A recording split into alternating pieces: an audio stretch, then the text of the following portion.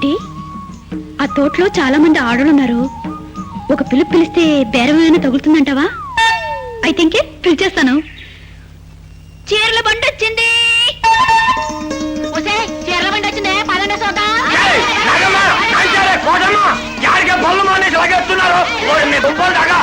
వారి మీ అమ్మ కడుపులు బంగారం గాను అట్టబో. ఏం చీరలు ఉన్నాయమ్మే? కంచి, ధర్మపురం, నైలాక్స్, బాయిల్, నేత, జనతా చీరలా. వాటిని గవర్నమెంట్ వాళ్ళు అమ్ముతున్నారు కదా. గవర్నమెంట్ వాళ్ళు సబ్సిడీకి ఇస్తున్నారు, అంటే సగం ధరకి అమ్ముతున్నారు. అయితే నువ్వు ఇంటి ధరకి అమ్ముతావా? అబ్బే, ఒకేసారి 50 రూపాయలు పెట్టి చీర కొనాలంటే మీకు కష్టం కదా. అందుకని నెలకు 5 రూపాయలు చొప్పున వాయిదా కడితే చీర మీ సొంతమైపోతుంది. ఏది ఆ నైలాక్స్ చీరవు? నా దగ్గర మగాడికి పని కొంచెం చీరలు లేవయ్యా, అన్నీ ఆడవాళ్ళవే. ఆగో, చేలో పనిచేసే వాళ్ళందరినీ చీరల బండి వచ్చింది అని పిలిచి పనులు చెరగొడతాను. నేనెవరో తెలుసా? ఖబర్దార్ కనక మహాలక్ష్మిని. నా మనవడు ఊరో తెలుసా? ఊరికి మనగాడు. అయితే నాకేమిటంట? ఏంటి తాత, ఇప్పటికే మన టైం 10 నిమిషాలు పోయింది.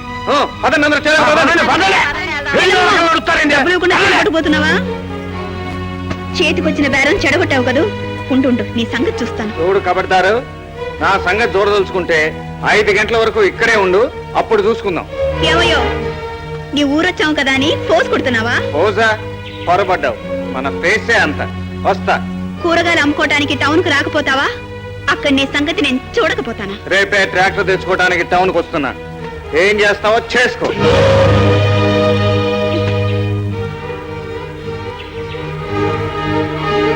చిట్టి, కర్ణం మున్సిపల్ పదవులు పోయినట్టు ఈరోజు మన పరువు పోయింది. నమస్కారం అండి వరదరాజు గారు.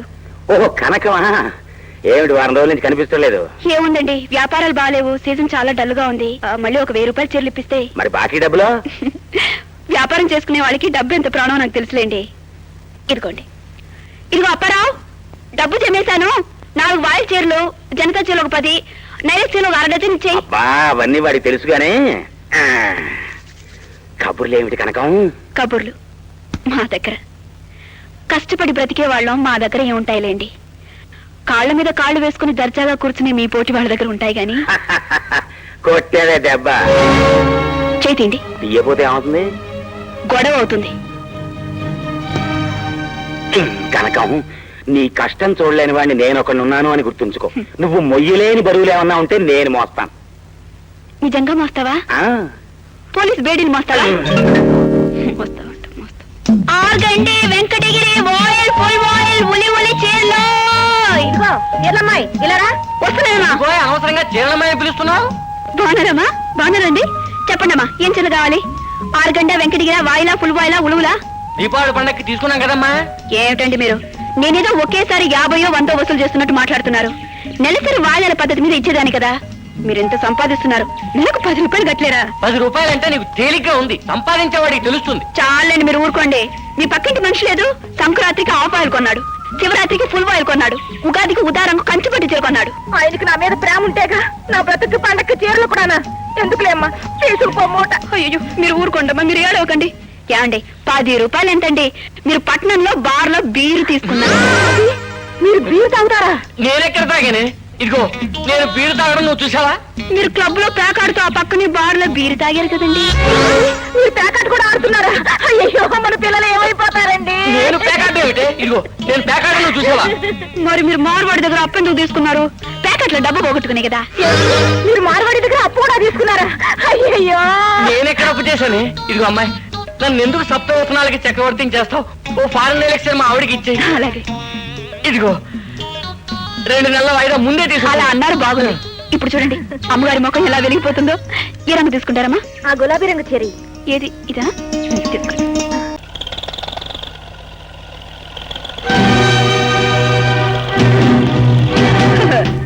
నిన్న మీ ఊరొస్తే నా బిజినెస్ చెడగొట్టావు కదూ. ఈ ఖబర్దార్ కనక మహాలక్ష్మి అంటే ఏమిటో చూపిస్తుంది. దిగిరా. ఏమిటి ఖబర్దార్ పిచ్చి కోతలకు వస్తున్నావు? చీరల బిజినెస్ చేయడానికి నా ఒంటి మీద చీరలేం లేవు. చీరల బిజినెస్ చేసేది కదా అని చీప్ గా చూస్తున్నావు కదూ.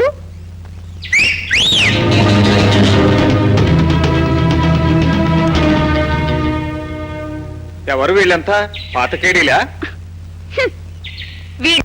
జగదాంబ టాకీస్ దగ్గర జంతికలు అమ్ముతాడు. వీడు అలంకార్ టాకీస్ దగ్గర అట్లు అమ్ముతాడు.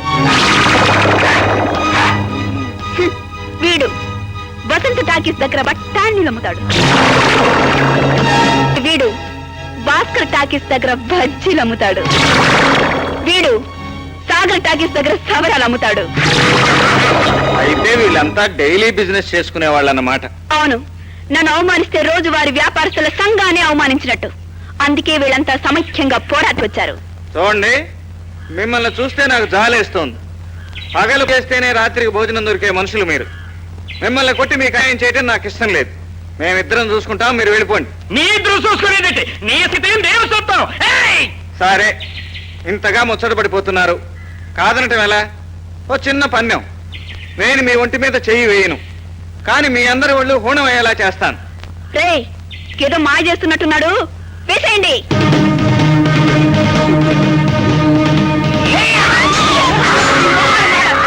అరుపులు మన ముందు కొట్టండి రా. Ready, shoot. అయ్యయ్యో, కొట్టండి రా.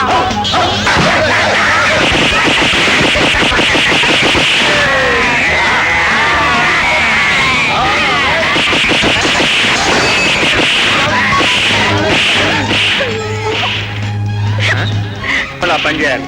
ఈ సవరాలు బజ్జీలు కాలక్షేపం పట్టాను ఇలా దెబ్బలాట్లకి. చివరయ్యా, రేయ్.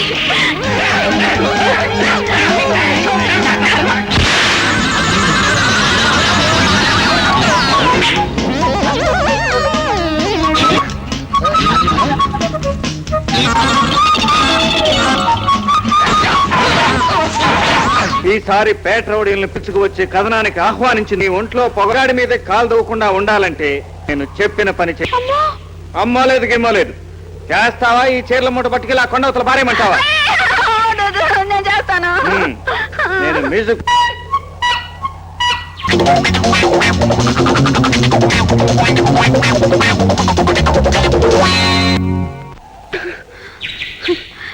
వచ్చే చిట్టి, బట్టల వ్యాపారంలో ఎంతో మంది మగాళ్ళ చేతులు ఎన్నోసార్లు తగిలే, కానీ ఎప్పుడు నాకేమీ కాలేదే. ఇతను చేయపడగానే నెత్తురు రేముందేమిటే?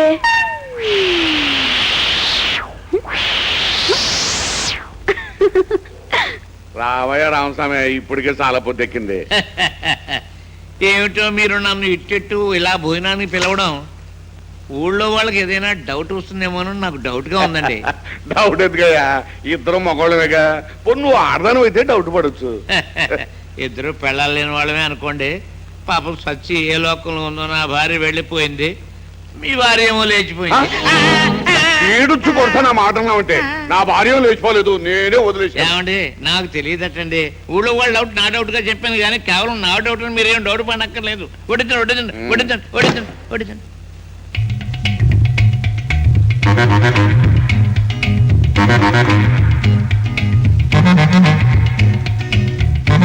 ఏటయ్య రామస్వామి పైకి చూస్తున్నా? క్రితం సార్ నేను భోజనానికి వచ్చినప్పుడు 23 వాసాలు లెక్క పెట్టాను. ఇప్పుడు 22 ఉన్నాయేమిటా అని నాకు డౌట్ వచ్చిందండి. ఓ నీ అవ్వ, ఇంట్లో తిని ఇంటి వసాలు ఎక్కటం అంటే ఇదే. లే ఇక్కడి నుంచి. ఊరుకోండి. లే, ఇదిగో ఇదిగో లే. అది కాదండి, ఏదో మాట వరుస కన్నాను. చాలేవయ్యా, లేచిపోయే బేడం సద్దనం తినమని మొగుడికి సలహా చెప్పిందంట. ఆ తొందరని ఎవరం అందుకే మహతలు నీతో పళ్ళకి లేచిపోయింది. ఏం కూర్చో